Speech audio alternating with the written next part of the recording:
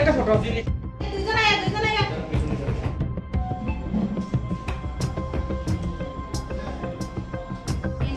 NDPS অ্যাক্টে গতকালকে রাত্রে আমার কাছে একটা ইনফরমেশন আয়ে যে আসামের দিক থেকে একটা গাড়ি আইতেছে সাসপেক্টেড, যার নাম্বার হলো AS06B2143। অ্যাকর্ডিংলি আমরা ওই গাড়িটা ডিটেইন করি কামেশ্বর এরিয়াতে, এবং গাড়ির ভেতরে 3 জন লোক পাওয়া যায়। তারপরে গাড়িটা সার্চ করার পরে একটা ব্রাউন সুগারের কেস পাওয়া যায়, যার অনুমান ওজন 12 গ্রাম।